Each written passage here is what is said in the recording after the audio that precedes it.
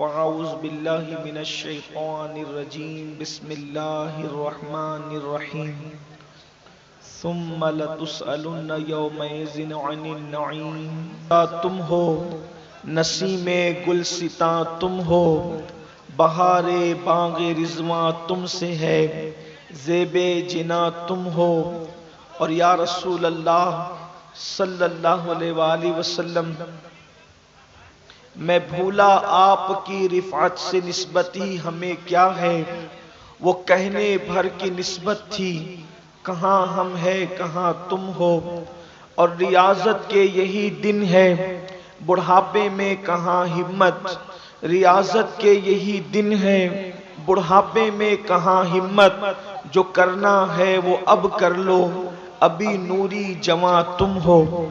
آج کی یہ محفل اصلاح عقائد و اعمال کے حوالے سے انعقاد پذیر ہے۔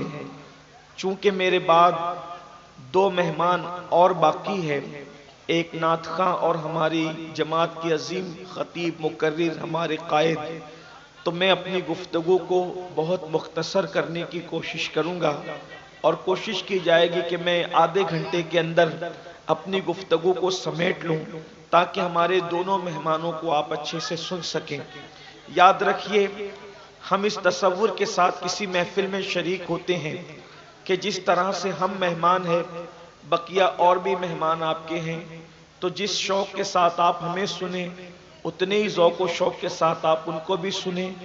مہمان کو اگر آپ جلسے میں بلاتے ہیں تو اچھا کھانا کھلانے سے زیادہ مہمان نوازی یہ ہے کہ آپ ان کو اچھے سے سنیں، اس لیے کہ کھانا تو شاعر اور خطیب اور ناظم اپنے گھر بھی کھا سکتا ہے، لیکن اصل میزبانی کا حق اسی وقت ادا ہوتا ہے جب آپ ان کو اچھے سے سن لیتے ہیں۔ اللہ پاک کی بارگاہ میں دعا ہے کہ جس آیہ کریمہ کی تلاوت کی ہے اللہ پاک اس کے متعلق مجھے حق کہنے اور آپ سب کو حق سن کر اس پر عمل کرنے اور اسے عام کرنے کی توفیق عطا فرمائے۔ بہت لمبی چوڑی کوئی تمہید پیش کرنے کی بجائے اختصار کے ساتھ یہ کہ پوری دنیا کے اندر اس وقت اگر قوم مسلم کو نشانہ بنایا جا رہا ہے تو اس کی بہت ساری وجوہات میں سے ایک وجہ یہ ہے کہ دنیا سمجھ چکی ہے کہ مسلمانوں کا نوجوان ناکارہ ہو چکا ہے، اس لیے کہ جوان کسی بھی قوم کا سرمایہ ہوتا ہے۔ قوم کے بوڑھوں کو دیکھ کر کے اندازہ نہیں لگایا جاتا، قوم کے بچوں کو دیکھ کر بھی اندازہ نہیں لگایا جاتا، قوم کے جوانوں کو دیکھ کر کسی قوم کی بلندی اور پستی کا اندازہ لگایا جاتا ہے۔ جس قوم کا جوان متقی ہوگا، پرہیزگار ہوگا، قوم کا درد رکھنے والا ہوگا، ملک اور ملت کے درد میں تڑپنے والا ہوگا، اس قوم کی تاریخ سنہری حرفوں سے لکھی جا سکتی ہے۔ اور جس قوم کا جوان آوارہ ہو جائے، عیاش ہو جائے، پاپی ہو جائے، مجرم ہو جائے، پھر اس قوم کو صفحہ ہستی سے مٹا دیا جاتا ہے۔ آج اگر پوری دنیا کے اندر سب سے زیادہ کسی قوم کی بیٹیاں لوجوں میں بک رہی ہیں تو اسے قوم مسلم کہتے ہیں۔ اگر کسی قوم کی بیٹیاں سگنلوں پر برقع پہن کے بھیک مانگ رہی ہیں اسے قوم مسلم کہتے ہیں۔ اگر آج علمی معیار جھاڑو دینے والے اور بیت الخلا صاف کرنے والوں سے بھی زیادہ کسی قوم کا گرا ہوا ہے تو اسے قوم مسلم کہتے ہیں۔ ہمارے پاس نہ سنجیدگی رہ گئی، نہ متانت رہ گیا، نہ وقار رہ گیا، نہ علمی دوستی رہ گئی۔ اب ہمارے پاس حال یہ ہے کہ سوائے دھینگا مستی کے اور سوائے ہول ہپاڑ کے، سوائے موج مستی کے، سوائے گناہوں کے ہمارے پاس رہ کیا گیا ہے۔ ایک دور تھا ہمارے جوانوں کی پہچان تھی کہ جس کی آنکھوں میں اللہ کے خوف کی چمک دیکھو سمجھ جاؤ کہ یہ مسلم جوان ہے، جس کے چہرے پر سنت مصطفیٰ کا غازہ دیکھو سمجھ جاؤ کہ یہ مسلم جوان ہے، جس کی زبان پر تلاوت قرآن اور نعت رسول دیکھو سمجھ جاؤ کہ یہ مسلم جوان ہے۔ اور آج اپنے جوانوں کی پوزیشن دیکھو، اللہ قرآن میں ارشاد فرماتا ہے ثم لتسألن یومئذ عن النعیم کہ اللہ پاک قیامت کے دن تم سے نعیم کے بارے میں پوچھے گا۔ قرآن قرآن کی ایک ایک آیت کی 70 ہزار تفاسیر ہے۔ ایک قول اس پر یہ بھی ہے کہ نعیم سے مراد جوانی ہے۔ اللہ بالخصوص تم سے تمہاری جوانی کے بارے میں پوچھے گا، تم نے جوانی کیسے گزاری، کس حال میں گزاری۔ ڈاکٹر اقبال نے مسلم جوانوں کو عقاب سے تشبیہ دی ہے، جس کو ہم اپنی زبان میں ایگل بھی کہتے ہیں، شاہین بھی اس کو کہا جاتا ہے، غرض کے تھوڑا سا فرق ہے، لیکن اقبال جیسا مفکر اپنی قوم کے جوانوں کو عقاب سے تشبیہ دیتا ہے۔ اقبال کہتے ہیں نہیں تیرا نشیمن قصر سلطانی کے گنبد پر تو شاہی ہے، بسیرا کر پہاڑوں کی چٹانوں میں، عقابی روح جب بیدار ہوتی ہے جوانوں میں، نظر آتی ہے ان کو اپنی منزل آسمانوں میں۔ اللہ اکبر! عقاب کیا ہوتا ہے؟ بس اسی پہ گفتگو کروں۔ مجھے عقاب سے بہت محبت ہو گئی ہے، اس کی وجہ یہ ہے کہ میرے مرشد سرکار غوث اعظم شیخ عبد القادر جیلانی نے جب اپنی شان بیان فرمائی تو اپنے آپ کو بھی ولایت کے عقاب سے تشبیہ دی ہے۔ ارشاد فرماتے ہیں انا البازی و اشہب کل شیخ، کہ میں ولایت کی دنیا کا باز ہوں، یعنی عقاب ہوں۔ آخر عقاب میں کچھ تو رکھا تھا کہ سرکار غوثیت مآب نے اپنے آپ کو عقاب سے تشبیہ دی ہے۔ یہ عقاب کیا ہوتا ہے جسے ہم عقاب کہتے ہیں؟ اقبال نے بڑی واضح نصیحتوں کے ساتھ ایک مومن جوان کو عقاب سے تشبیہ دے کر کے بتایا۔ نمبر ایک، عقاب جو ہوتا ہے وہ بڑا باغیرت پرندہ ہوتا ہے۔ نمبر ایک، عقاب کی خصوصیت ہے کہ عقاب سب سے اونچا اڑتا ہے۔ عقاب کے ساتھ کوئی چیل نہیں اڑ پاتی، کوئی کوا نہیں اڑ پاتا، کوئی پرندہ نہیں اڑ پاتا۔ عقاب کی بلندی اتنی ہوتی ہے کہ اس کے برابر کوئی اڑنے کی طاقت نہیں رکھتا۔ اقبال پیغام دے رہے ہیں، مفکر ملت پیغام دے رہے ہیں، اے میرے مسلم جوان، تو بھی عقاب کی طرح ہے، تو ہر فیلڈ میں اتنی بلندی پر جا کہ دنیا کا کوئی جوان، کسی مذہب و ملت کا جوان تیرے برابر پرواز نہ کر سکے۔ تیری بلندی کے آگے سب کی بلندیاں پستیوں میں تبدیل ہو جائے۔ عقاب کی طرح اڑ، تیری شان یہ ہے۔ اور سرکار غوث پاک نے بھی فرمایا عقاب صرف عقاب کے ساتھ اڑتے ہیں، عقاب کووں کے ساتھ نہیں اڑتے۔ اے مسلم جوانوں، تم بھی تو عقاب ہو، تمہارا کام کووں کے ساتھ نہیں ہے، عقاب کا کام عقاب کے ساتھ ہے۔ مطلب کیا؟ تمہاری دوستی مومنوں کے ساتھ ہونی چاہیے، تمہاری نشست و برخاست مومنوں کے ساتھ ہونی چاہیے، تمہارا اٹھنا بیٹھنا مومنوں کے ساتھ ہونا چاہیے۔ شرابیوں کے ساتھ تمہارا اٹھنا بیٹھنا نہیں ہونا چاہیے، جواریوں کے ساتھ تمہارا اٹھنا بیٹھنا نہیں ہونا چاہیے۔ اللہ اکبر! اور غیر اللہ کے ساتھ، غیر اللہ کی عبادت کرنے والوں کے ساتھ تمہارا اٹھنا بیٹھنا نہیں ہونا چاہیے۔ رسول اللہ کے شان میں بے ادبی کرنے والوں کے ساتھ تمہارا اٹھنا بیٹھنا نہیں ہونا چاہیے، اس لیے کہ عقاب جب پرندہ ہو کر کووں کے ساتھ نہیں اڑتا تو تم رسول اللہ کی امتی ہو کر شرابیوں کے ساتھ کیسے بیٹھتے ہو، جواریوں کے ساتھ کیسے بیٹھتے ہو، سود خوروں کے ساتھ کیسے بیٹھتے ہو؟ میں ان کو کافروں میں نہیں گن رہا ہوں، لیکن ایک بات عرض کرنا چاہتا ہوں، کیا رسول اللہ کا فرمان تمہارے کانوں تک نہیں پہنچا؟ اللہ کے رسول صلی اللہ علیہ وآلہ وسلم فرماتے ہیں جو دنیا میں جس سے محبت کرے گا قیامت کے ساتھ دن اسی کے ساتھ اٹھایا جائے گا۔ اپنے موبائل کی اسکرین پر ہیرو کی تصویر لگانے والوں، ذرا سوچو تو صحیح، تم ہیرو سے محبت کر رہے ہو، فلاں فلاں خان صاحبوں سے اور فلاں فلاں نچنیوں سے محبت کر رہے ہو۔ سوچو آقا نے کیا فرمایا، المرء مع من احب، جو جس سے محبت کرے گا وہ اسی کے ساتھ اٹھایا جائے گا۔ اب آپ سے پوچھنا چاہتا ہوں، قیامت کے دن اسکرین پر آ کر زنا کرنے والوں کے ساتھ تم اٹھنے کے لیے تیار ہو؟ بتاؤ۔ امام حسین سے محبت کا دعویٰ کرنے والوں، غوث اعظم کے نام پہ جھومنے والوں۔ ابھی عظمت بھائی نعت شریف پڑھ رہے تھے، منقبت پڑھ رہے تھے، مجھے اچھا لگ رہا تھا کیا کہ جو قوم غوث پاک غریب نواز کے نام پر، تاج الشریعہ کے نام پہ، اعلیٰ حضرت کے نام پہ اتنا جھومتی ہو امام حسین کے نام پہ، اس قوم کو سدھارنا تو میرے لیے آسان ہو گیا۔ لیکن بڑی معذرت کے ساتھ میری قوم جھومنے اور چومنے کو تو تیار ہے، میری قوم میدان عمل میں آنے کے لیے کب تیار ہے؟ آپ مجھے بتائیں، صرف جھوم اور چوم کر انقلاب نہیں آ سکتا جب تک کہ ہم میدان عمل میں نہ آئیں۔ رسول اللہ نے صحابہ کرام کو عمل کے میدان میں پختہ فرمایا تھا۔ وہ قوم جو نمک اور کافور میں فرق نہیں کر سکتی تھی، اس قوم کو اللہ کی پہچان عطا کی تھی، اس قوم کو خدا کی معرفت عطا کی تھی۔ جو لوگ اللہ اکبر خود راستے پر نہ تھے، میرے نبی نے ان کو ہادی اور مہدی بنا دیا۔ کہنے والے نے کہا تھا جو نہ تھے خود راہ پر اوروں کے ہادی بن گئے۔ کیا نظر تھی جس نے مردوں کو مسیحا کر دیا۔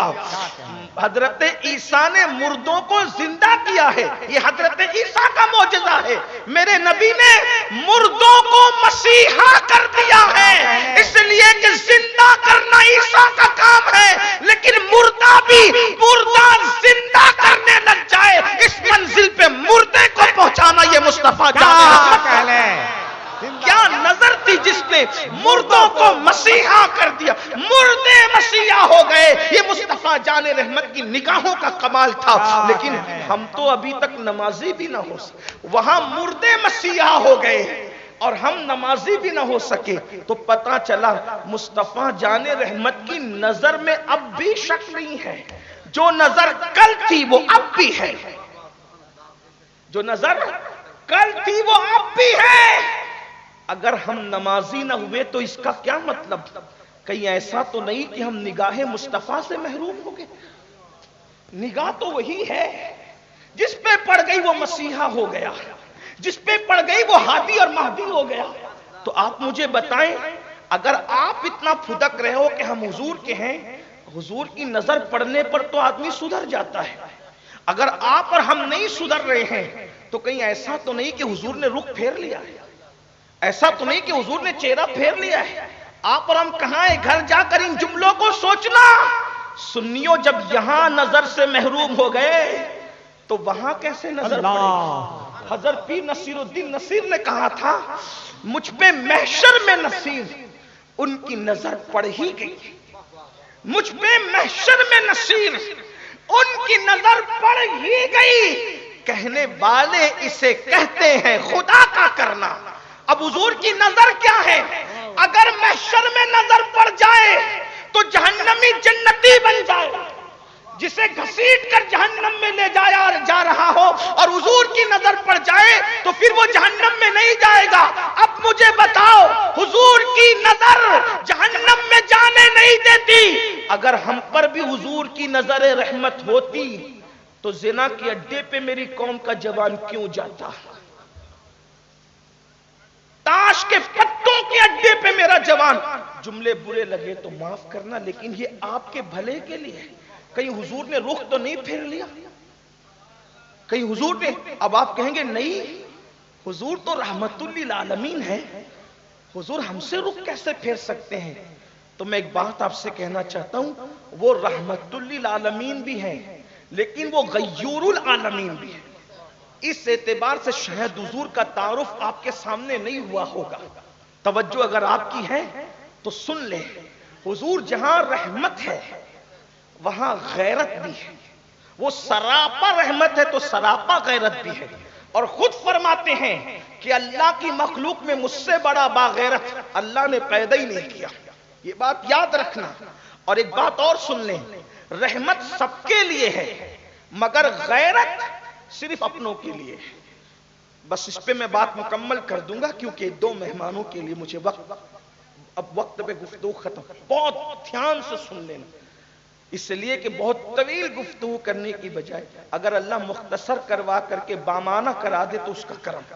لیکن توجہ کرنا، اہل منبر کی صرف دعا لینے کے لیے، میں ان کی معلومات میں کوئی اضافہ نہیں کر سکوں گا، لیکن صرف دعا لینے کے لیے، اور اگر غلطی کروں تو توجہ کرنا جملوں پر، میری اصلاح یہی کر دینا، کیونکہ ہم تو وہ لوگ ہیں جن کا نعرہ ہے آر نار سے بہتر ہے۔ اپنے جملوں کو واپس لینے میں آر ہوتی ہے، ہمیں آر نہیں، یہاں آر آر کوئی دلائے گا، لیکن یہ آر نار سے بہتر ہوگی. یہاں رجوع کرنے میں، توبہ کرنے میں، پلٹ جانے میں بہتری ہے. اگر اڑ گئے تو وہاں نار ہے. یہاں زیادہ سے زیادہ آر ہے، اگر واپس لے لیا جملے تو آر ہے، وہاں تو نار ہے. تو اس لیے آر نار سے بہتر ہے. یہ جملہ امام حسن نے فرمایا تھا. تو توجہ کرنا، غور کرنا، دھیان. حضور جہاں رحمت ہے سراپا، تو حضور غیرت بھی ہے سراپا. ان سے بڑا غیور کائنات میں، اللہ کی کائنات میں کوئی نہیں. نمبر ایک. نمبر دو، رحمت سب کے لیے، غیرت صرف اپنوں کے لیے. اس کو ایک مثال کے ذریعے سمجھے. دو بچے لڑ رہے تھے، آپس میں ایک دوسرے کو گالی دے رہے تھے. آپس میں ایک دوسرے کو گالی دے رہے تھے.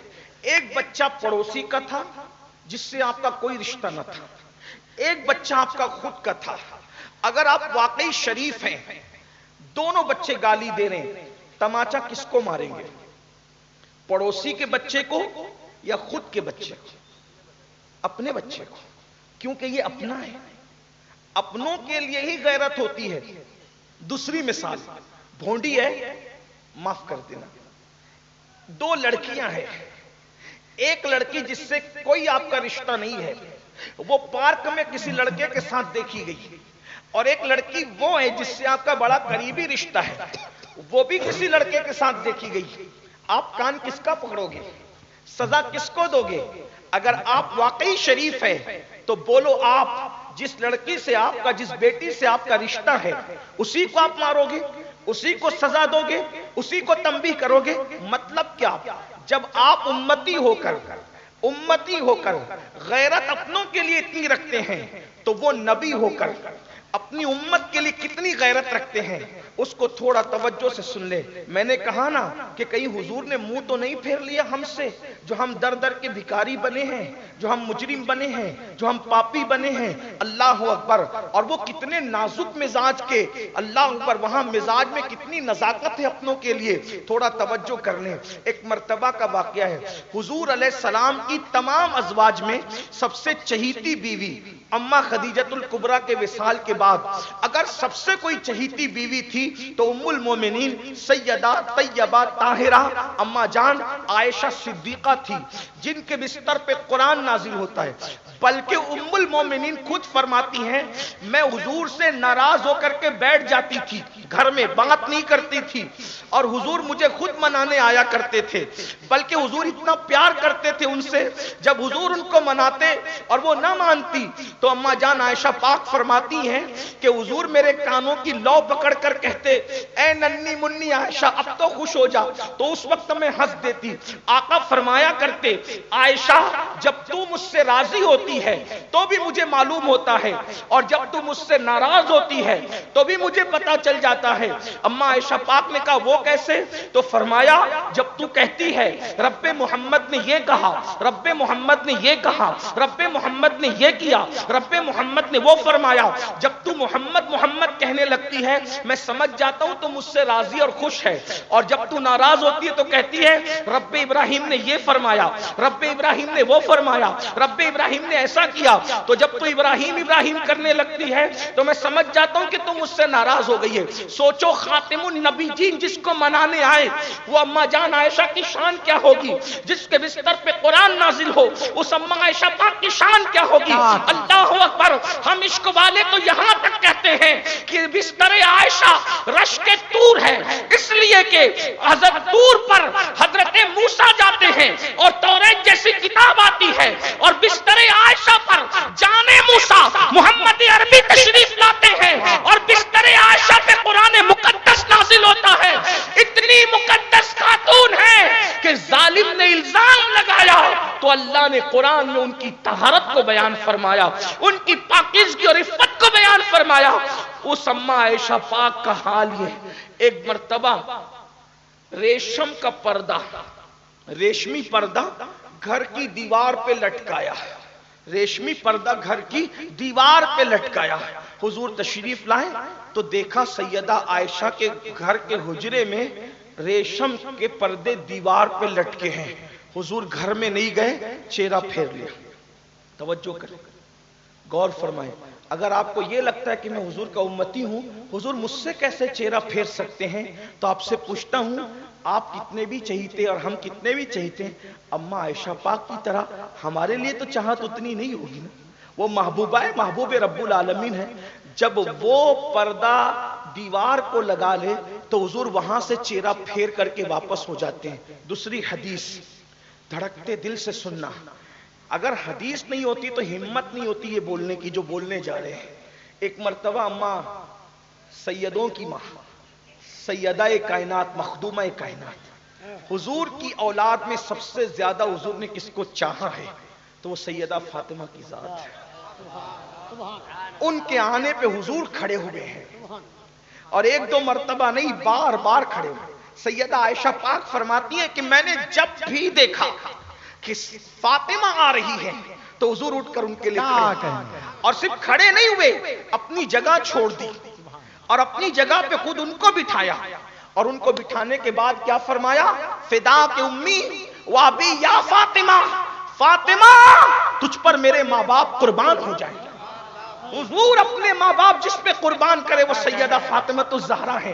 اور فرمایا میں نے اپنی بیٹی کا نام، بخاری شریف کی حدیث ہے، میں نے اپنی بیٹی کا نام فاطمہ اس لیے رکھا کہ فاطمہ پر بھی جہنم حرام ہے اور جو فاطمہ سے محبت کرے اس پر بھی جہنم حرام ہے. کہنے نعرہ تکبیر، نعرہ رسالت.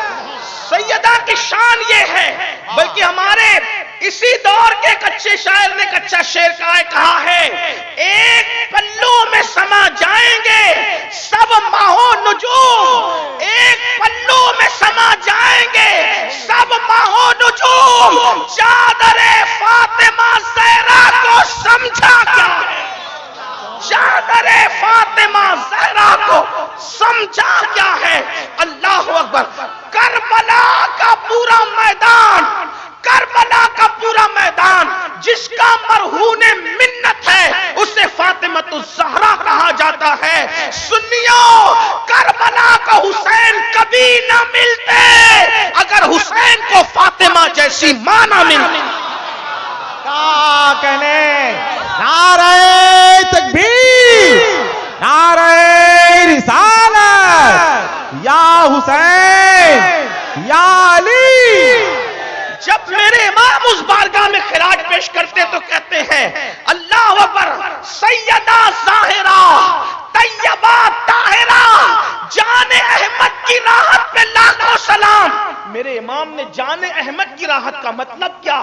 جب سب بے چین ہوتے ہیں تو حضور کو یاد کرتے ہیں، اور جب حضور بے چین ہوتے ہیں تو فاطمہ الزہرا کو. جان احمد کی راحت پہ ہر بے چین دل کا چین اللہ کا رسول ہے، اور رسول اللہ کو جو راحت عطا کرے اسے فاطمہ الزہرا کہتے ہیں. جان احمد کی راحت پہ لاکھوں سلام. اور پھر کہتے جس کا آنچل نہ دیکھا مہو میرے نے اس ردائے نزاہت پہ لاکھوں سلام. اور ایک مقام پر کہتے ہیں نور بنت نور زوج نور ام نور نور نور مطلق کی کنیز اللہ رے لما نور کا. یہ ہے سیدہ کائنات، رسول اللہ کی نسل قیامت تک جس سے چلتی رہے گی وہ سیدہ. یہ شان ہے سیدہ کی. آقا نے فرمایا فاطمہ تو ام ابی ہاں ہے، تو میری ماں کی طرح. یعنی اشارہ دے دیا میری ماں کو کسی نے دیکھا نہیں، سیدہ آمنہ کو، لیکن کردار آمنہ دیکھنا ہے تو کردار فاطمہ الزہرا. یہ شان ہے سیدہ. لیکن اب سنو غیرت مصطفیٰ، غیرت مصطفیٰ. پھر کہہ رہا ہوں حدیث میں نہ آتا تو ہمت نہیں تھی. ایک دن سیدہ پاک نے سونے کے کنگن پہنے. حضور کی غیرت، بس بات پوری ہوتی ہے. حضور کی غیرت، سیدہ نے سونے کے کنگن پہنے. سونا عورت کے لیے حلال ہے، جائز، صحیح ہے. عورت اگر سر کے بال سے لے کے پیر کے ناخن تک سونے میں لگ جائے منع ہے؟ بالکل منع نہیں، جائز بالکل. تو سب کی بیٹیوں کے بچیوں کے بیویوں کے لیے سونا حلال ہے، حضور کی گھر والوں کے لیے بھی ہے. لیکن پہن لیا سیدہ نے سونے کا کنگن. اللہ کے رسول ملنے کے لیے آئے، سیدہ کے ہاتھ میں سونے کا کنگن دیکھا، منہ پھیر لیا اور منہ پھیر کر چلے گئے. توجہ کرنا سنیو، مائیں اور بہنیں تو آپ کی میں کس کے گھر سے منہ پھیر کے جا رہے ہیں؟ کس کے گھر سے؟ بدعۃ منی فرمایا میرے جگر کا ٹکڑا. یہ کسی کے لیے نہیں فرمایا, کائنات میں کسی کے لیے نہیں کہا میرے جگر کا ٹکڑا. ایک ہی ذات ہے جسے سیدہ فاطمہ کہتے ہیں. حضور نظر پھیر کر, چہرہ پھیر کر جا رہے. حرام کام سیدہ حرام کام تو نہیں کر سکتی, حرام کام تو نہیں کر سکتی نا. بدعائے مصطفیٰ ہے, معصوم نہیں ہے لیکن محفوظ ضرور ہے نا. مگر حضور نے کیا کیا, چہرہ پھیر لیا. سیدہ رو پڑی, بابا چہرہ پھیر کے کیوں واپس چلے گئے؟ مزاج جانتی تھی. اچھا یہ سونے کے کنگن حرام نہیں تھے, ناجائز نہیں تھے, مکروہ بھی نہیں تھے, بدعائے مصطفیٰ کے شایان شان نہ تھے. ایک چیز حرام ناجائز الگ ہوتی ہے, لیکن ایک چیز کیا ہوتی ہے, شایان شان نہ ہونا. سیدہ چونکہ رسول اللہ کی شہزادی ہے, حضور علیہ الصلوۃ والتسلیم نے راز کی بات جاتے جاتے دنیا سے انہی کو کہا تھا کہ مجھ سے پہلے آ کر کے تمہیں ملاقات کرو گی. اس شہزادی جس کے لیے کھڑے ہوتے تھے, آج انہوں نے سونے کے کنگن پہنا ہے, شایان شان نہیں تھے. بس چہرہ پھیر لیا اور چہرہ پھیر کر کے حضور واپس ہو گئے. سیدہ نے فوراً سونے کے کنگن, جس سے میرے بابا ناراض ہو جائیں, سونے کے کنگن اتار کر حضرت بلال کو دیا, جاؤ بیچ کر کے اس کو مدینے کے غریبوں میں بانٹ دو. تھوڑی دیر کے بعد حضور پھر تشریف لائے تو کنگن نہیں تھے. بابا کیوں آپ واپس چلے گئے؟ چہرہ پھیر کے فرمایا میں یہ چاہتا ہوں کہ میری شہزادی میرے نقش قدم پر ہو. نبی کے گھر والوں کو کب زیب دیتا ہے کہ وہ سونا اور چاندی پہنے, اس لیے واپس. اب آپ سے پوچھنا چاہتا ہوں, اتنی چہیتی ہستیوں سے حرام کام نہیں ہوا, ناجائز کام نہیں ہوا, خطا نہیں ہوئی, گناہ نہیں ہوا, صرف شایان شان کام نہ تھا, تو حضور نے ان سے چہرہ پھیر لیا. جب اتنے چہیتوں سے اتنی نزاکت ہے مزاج میں کہ ایک کام شایان شان نہیں ہوتا تو حضور رخ پھیر لیتے ہیں, تو بتاؤ مسلمانوں آج اپنی راتیں کیسی گزرتی ہے؟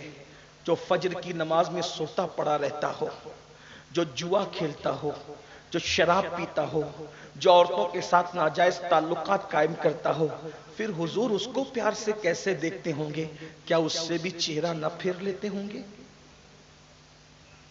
اور یہ تو دنیا ہے, دنیا, یہ تو دنیا ہے. یہاں تو موج مستی میں گزار رہے ہو. جب قبر میں جاؤ گے, قبر میں جاؤ گے میرے بھائی, اور جب قبر میں جاؤ گے اور